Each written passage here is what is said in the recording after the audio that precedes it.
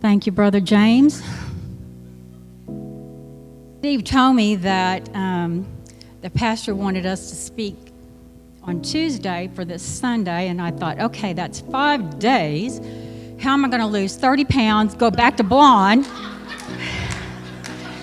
And, well, you see, that didn't happen.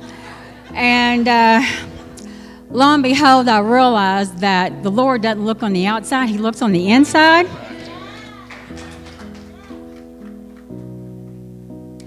And I'm still the same. I want to get through this. Teresa, I'm right there with you. So we were members for almost 20 years, and then we decided to leave. How stupid was that? And during that endeavor, we hopped from church to church, but never could find a church like Calvary Hill. Until, Can't say crap. sorry, shoot. Forgive me, Jesus. So anyway, I'm not looking at anybody, I'm looking right here. So, even though we were members of church,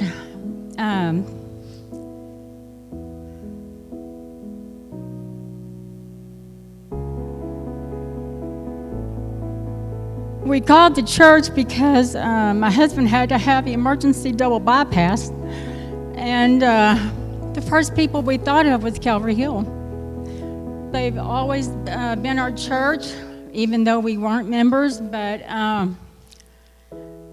we knew y'all were a praying church. And so a year ago, Steve had double bypass surgery, and to correct the extra heartbeat, but he still has an extra heartbeat, so shoot, 2 extra heartbeats. But he's still alive, and anyway, we love this church, and we love everybody. James, you're the best pastor. Out of all the churches we've been to, you preach the word, and you don't find that in many places.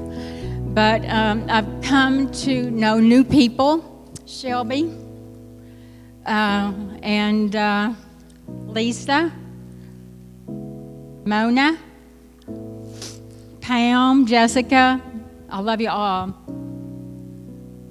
Jan, Becky. So anyway, you want to talk now? Thank you. We did not discuss amongst ourselves what we were going to say, and she pretty much said what I wanted to say, other than for all y'all that don't know, we used to be members here a long time ago, and my earliest remembrance is the groundbreaking and dedication ceremony for the building that we just ate lunch in. That's how long ago that was. And several years later, I remember I was part of a group of men that tore this sanctuary up and remodeled it to what it is right now. And the work that was involved with that, I was trying to live up to my name as Carpenter. And I remember I was a lot younger then and was trying to keep up with Mike Smith and Bill Dawson.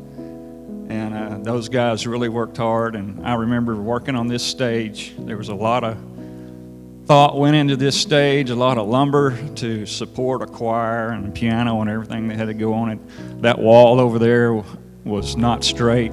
It was bad, and we had to work on that wall. There was a lot of work behind the baptistry that went on, but we got it done.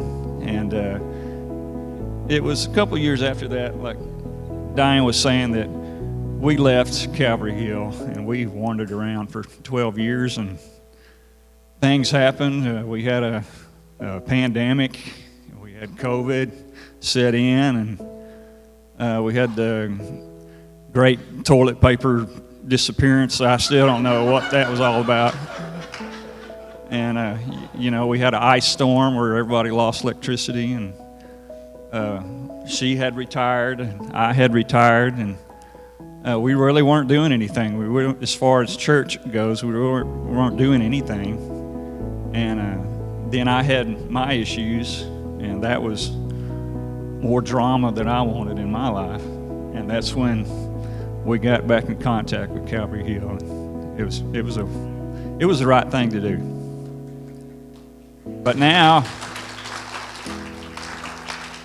we're having life groups. We're meeting in our home. Manny and Denise are leading our group, and Mike and Susan are singing. We're singing hymns, and the subject of the Beatitudes that Neil and James are leading us in is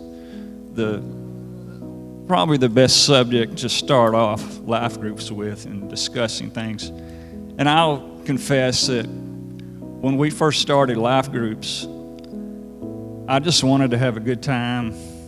I just wanted to get into a Bible study and meet together every week. Well, then people started sharing what was really on their heart, their desires and their concerns, and we found out that we're coming together, we're gelling together as a group, and it's a wonderful thing to see that happen. But we're grateful and we're thankful to be back at Calvary Hill.